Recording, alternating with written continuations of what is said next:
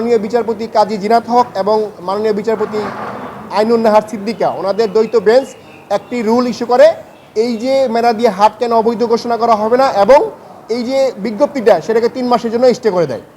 বিগত 21/4/2025 ঢাকা দক্ষিণ city corporation আসন্ন কুরবানির ঈদ উপলক্ষে পশুর হাটের জন্য 11টা প্লেসকে দেখিয়ে একটা বিজ্ঞপ্তি জারি করে।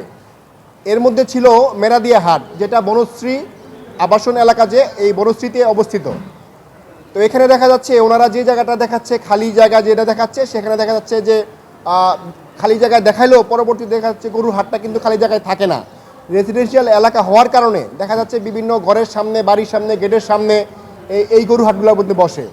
দেখা যায় যে গরুর হাট ঠিকই চলে যায়, কিন্তু গরুর মলমূত্র কিন্তু যায় না, মানুষের ভোগান্তির সীমা থাকে না।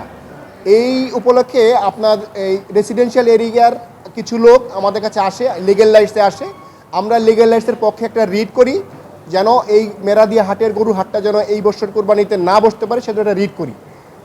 সেই রিটের প্রেক্ষিতে মাননীয় বিচারপতি কাজী জিনাত হক এবং মাননীয় বিচারপতি আইনুন নাহার সিদ্দিকা ওনাদের দ্বৈত বেঞ্চ একটি রুল ইস্যু করে এই যে মেরাদিয়া হাট কেন অবৈধ ঘোষণা করা হবে না এবং এই যে বিজ্ঞপ্তিটা সেটাকে 3 মাসের জন্য স্টে করে দেয়। যেহেতু বাজারটা হতে হয় যে কোনো একটা ওপেন প্লেসে এবং সরকারি জায়গাতে। টানা 7ম-বারের মতো বেস্ট টিস্যু পেপার ব্র্যান্ড হিসেবে স্বীকৃতি পেয়েছে বসুন্ধরা টিস্যু। এই যে মেরাদিয়া হাটের যে জায়গাটার কথা বলা হয়েছে খালের পাশে, সেখানে আসলে একেবারেই জায়গা নেই।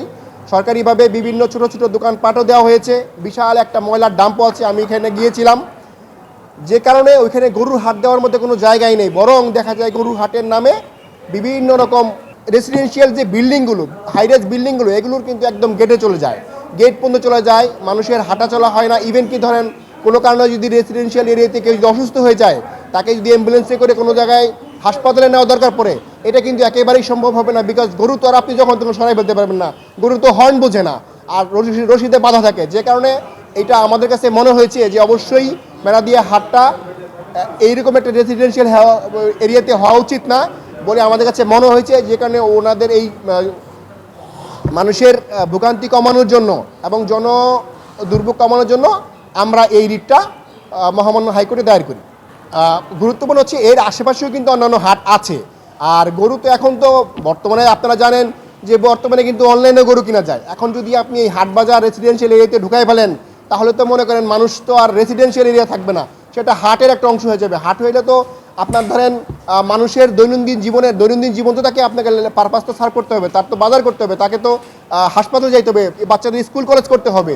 তা আপনি যদি ঘরের সামনে আপনি গরু বেঁধে রাখেন, তাহলে আমি কীভাবে স্কুলে যাব, কীভাবে আমি হাসপাতালে যাব? আপনার দৈনন্দিন জীবন তো চরমভাবে বিঘ্নিত হয়।